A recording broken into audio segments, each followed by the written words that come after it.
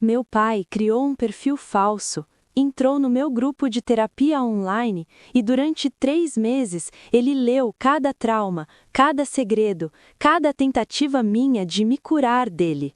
Mas ele cometeu 3 erros. 3 sinais que me fizeram descobrir tudo. E se você está em grupos online, você precisa conhecer esses sinais, porque se eu tivesse percebido antes, teria evitado o inferno que veio depois. Fica até o final. O terceiro sinal é o mais perturbador. O grupo tinha 23 pessoas, todas com histórias parecidas com a minha. Abuso familiar, controle, gaslighting. E durante 3 meses foi meu único lugar seguro, até que o perfil Ana Silve 4 entrou. Foto genérica de banco de imagens, 0 postagens próprias, só comentava, e sempre em mim. No início pareceu coincidência, alguém que se identificava com minha história, mas tinha algo errado que eu não conseguia nomear, algo que fazia meu estômago apertar toda vez que via aquele nome aparecer nas notificações. E você vai entender por quê. Primeiro sinal. Ele usava expressões que só existiam dentro da minha casa. Um dia eu postei sobre aquela sensação de andar em ovos, de nunca saber quando a próxima explosão vai acontecer, e a Ana Silve 4 comentou: "Eu sei, é como pisar em cacos de vidro emocional." Pisar em cacos de vidro emocional. Eu li aquilo 3 vezes, porque era exatamente a frase que meu pai usava para justificar o controle dele. Você é frágil, filha, está pisando em cacos, precisa de alguém forte por perto. Ninguém mais falava assim, ninguém usava essa metáfora específica, bizarra até, e de repente ela estava ali, digitada por uma estranha em um grupo anônimo. Mas eu me convenci que era coincidência, afinal pessoas usam metáforas parecidas o tempo todo, certo? Errado. Segundo sinal, os horários. 2h17 da manhã, eu postava algo. 3 minutos depois, ela respondia. 2h45, eu comentava em outro post. 4 minutos, resposta. 3h01, mesma coisa. Durante semanas. E foi aí que minha terapeuta, a real, não a do grupo online, me fez uma pergunta que mudou tudo. Qual era o horário que ele te mandava mensagens? 2h17. O mesmo horário que ele me acordava quando eu era adolescente para conversas sérias, para me lembrar que ele estava sempre de olho, que eu nunca estaria realmente sozinha. 20 anos depois, o padrão continuava idêntico, o mesmo controle, só que agora disfarçado de empatia digital. E eu percebi que não era insônia, era vigilância programada. Terceiro sinal, e esse foi o que me destruiu. Ele fazia perguntas que me empurravam a dizer exatamente o que ele queria saber. Perguntas que pareciam cuidado, mas eram interrogatórios suaves, estratégicos. Um dia eu mencionei que estava pensando em mudar de cidade, começar de novo, longe de tudo. Ana Silve 4 respondeu: "Que corajoso! Que lindo ver você reconstruindo sua vida. Para qual região você está pensando?" Eu respondi: "Sul, talvez Curitiba ou Floripa. Preciso de um lugar onde ninguém me conheça." Ela continuou: "Floripa é linda. Você já tem contatos lá? Amigos, trabalho, alguma estrutura?" E eu, como uma idiota, entreguei tudo. Contei sobre a entrevista de emprego, sobre a amiga que tinha me oferecido o sofá por uns meses, sobre o bairro que eu estava pesquisando. 5 dias depois, meu pai ligou. "Soube que você está pensando em ir para Floripa. Fugir não resolve, filha. Seus problemas vão junto na mala." Ele tinha mapeado cada pedaço da minha vida através daquele perfil. Meus planos, minhas amizades, meus medos, meus horários, e eu tinha entregue tudo de bandeja, achando que estava segura, achando que finalmente tinha encontrado um espaço onde podia ser vulnerável sem consequências. Quando eu juntei os 3 sinais, as expressões, os horários, as perguntas estratégicas, a realidade me acertou como um soco no estômago. Não era paranoia, não era trauma me fazendo ver perigo onde não existia. Era ele, de novo, sempre. Eu peguei capturas de tela de tudo, cada comentário, cada horário, cada pergunta, e levei para os administradores do grupo. Eles investigaram, checaram o IP, os padrões de acesso, cruzaram informações e confirmaram. O perfil tinha sido criado 3 dias depois de eu entrar no grupo. Nunca tinha interagido com ninguém além de mim, e os horários de acesso batiam perfeitamente com os momentos em que meu pai estava acordado. Porque sim, eu ainda sabia a rotina dele, porque abuso te faz memorizar padrões de sobrevivência que você nunca esquece completamente. Quando eu bloqueei o perfil e os administradores baniram a conta, o grupo inteiro entrou em colapso. Porque não era só sobre mim. 3 outras mulheres começaram a perceber sinais parecidos, perfis que só comentavam nelas, respostas em horários específicos, perguntas que pareciam inocentes, mas eram específicas demais. Uma descobriu que era o ex-marido, outra, o irmão mais velho, a terceira, a própria mãe. O lugar que deveria nos curar tinha virado uma central de vigilância doméstica. E a parte mais assustadora? O grupo existia há 2 anos. Quantas pessoas já tinham sido monitoradas sem saber? Quantos segredos já tinham sido coletados? Quantas tentativas de cura tinham sido sabotadas por quem deveria estar do lado de fora, bloqueado, sem acesso?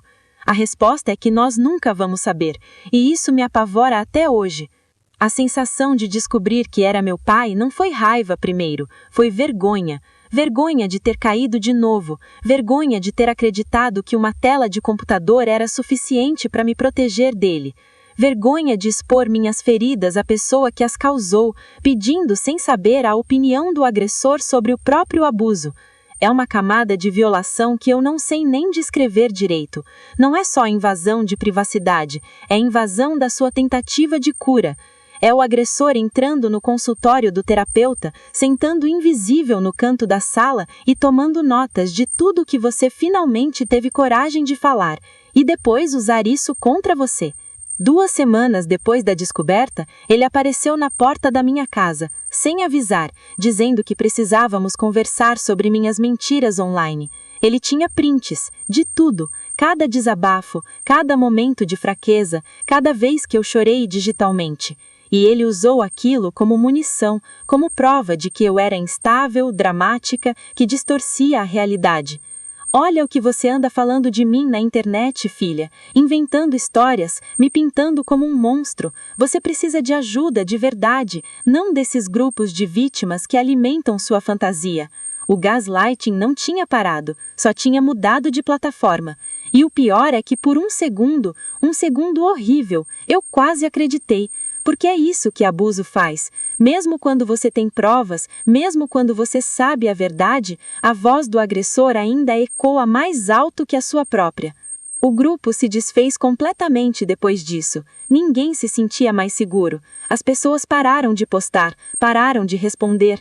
Algumas saíram e deletaram as contas. Outras criaram perfis novos em outros grupos, com nomes diferentes, histórias editadas, mentindo sobre detalhes básicos só para despistar qualquer pessoa que pudesse estar rastreando. A moderadora, que tinha criado o grupo depois de sobreviver a um relacionamento abusivo, mandou uma mensagem final antes de fechar tudo. Ela disse: "Eu criei esse espaço para que vocês não se sentissem sozinhas, mas não posso garantir a segurança que vocês merecem. Sinto muito." E foi isso.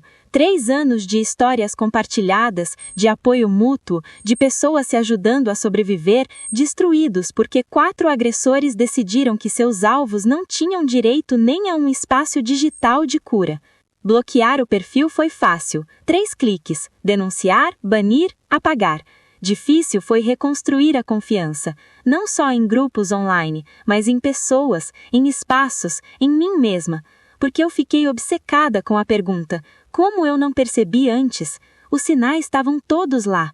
As expressões, os horários, as perguntas. Minha intuição gritou desde o primeiro comentário, mas eu ignorei, porque eu queria tanto acreditar que tinha encontrado um lugar seguro que forcei minha mente a não ver o perigo. E isso me ensinou algo brutal. Abuso te treina a duvidar de você mesma, te treina a achar que você é paranoica quando está sendo vigilante, te ensina que suas percepções estão erradas, quando na verdade são a única coisa certa, e desfazer esse treinamento leva anos, décadas, talvez a vida inteira. Hoje eu sei que controle não é cuidado, mesmo quando vem disfarçado de preocupação, que vigilância não é amor, mesmo quando vem embalada em frases sobre proteção, e que parentesco não dá acesso à sua dor, não dá direito de invadir seus espaços de cura, de atravessar seus limites sem permissão. Limites digitais também salvam vidas emocionais. Essa foi uma lição que eu paguei caro para aprender. Eu tive que aceitar que, mesmo em espaços moderados, com regras detalhadas e administradores atentos, a proteção não é total, não é garantida, nunca será 100% segura. Porque abusadores são criativos, eles se adaptam. Se você bloqueia no WhatsApp, eles vão para o Instagram. Se você sai do Instagram, eles criam e-mails falsos. Se você entra em um grupo fechado, eles inventam uma identidade nova e entram junto. O impulso de controlar é mais forte que qualquer barreira digital que você construa. Então, se você está em grupos de apoio online, se você busca cura em espaços digitais, se você compartilha suas feridas em comunidades virtuais, guarde isso com força. Primeiro, pessoas que comentam só em você, que ignoram outros membros, mas sempre aparecem quando você posta algo. Isso não é conexão especial, é foco obsessivo, é vigilância seletiva. Segundo, respostas rápidas demais em horários incomuns, aquelas que chegam quando ninguém mais está acordado, quando você deveria estar sozinha com seus pensamentos. Padrões de horário não são coincidências, são assinaturas comportamentais. Terceiro, perguntas que empurram você a se expor mais, que te fazem revelar detalhes que você não planejava compartilhar, que parecem inocentes, mas são estrategicamente construídas para extrair informação. Quem realmente se importa, respeita seu ritmo. Quem está minerando dados, empurra fronteiras. Confie na sua intuição. Ela quase sempre percebe antes que sua mente racional consiga nomear o perigo, antes que você tenha provas concretas, antes que consiga explicar logicamente o que está errado. Aquele desconforto no estômago, aquela vontade de deletar um comentário mesmo sem saber porquê, aquele sentimento de estar sendo observada mesmo sozinha no quarto, não é loucura, é seu sistema de alarme funcionando, é seu corpo lembrando padrões que sua mente tentou esquecer. Escuta ela. Eu não escutei e paguei com 3 meses da minha vida entregues nas mãos de quem nunca deveria ter acesso a elas. E lembre-se, você tem o direito de proteger sua história, você tem o direito de escolher quem pode testemunhar sua dor, quem pode entrar no território sagrado das suas feridas, quem merece acesso às partes mais vulneráveis de quem você é. E você tem o direito de dizer não, de bloquear, de se afastar, de cortar contato, mesmo que seja para alguém da família, mesmo que seja para alguém que um dia você amou, ou que deveria ter te amado melhor, alguém que deveria ter te protegido, mas escolheu te machucar. Parentesco não é permissão, sangue não é acesso, e família não significa propriedade. Aqui no Cicatrizes Digitais, nós falamos das marcas invisíveis que a violência deixa na vida online, das cicatrizes que ninguém vê, mas que doem todos os dias, das feridas que se escondem atrás de telas e perfis e mensagens. Se essa história fez sentido para você, se você reconheceu algo de si nela, se você também já sentiu que algo estava errado em um espaço que deveria ser seguro, inscreva-se no canal, ativa o sininho, compartilhe com quem precisa ouvir isso.